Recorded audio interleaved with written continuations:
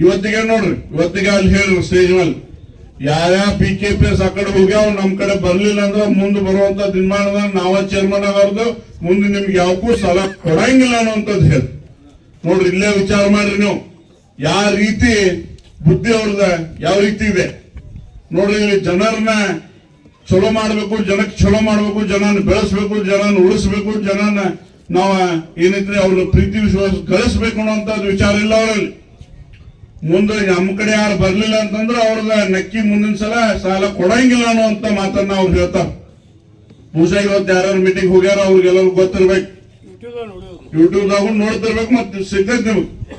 So ಇಂಥ ವಿಚಾರವಂತವ್ರು ಇದ್ರ ನಾಳೆ ನಮ್ಮ ಹುಕ್ಕೇರಿ ವಿದ್ಯುತ್ ಸಹಕಾರಿ ಸಂಘಕ್ಕೆ ಬಂದ್ರೆ ನಾಳೆ ಬಹುಶಃ ನಿಮ್ಮ ಜಮೀನ್ ನಿಮ್ಮ ಕಡೆ ಇರಂಗಿಲ್ಲ, ನಿಮ್ಮ ಜಮೀನ ನಿಮ್ಮ ಕಡೆ ಇರಂಗಿಲ್ಲ.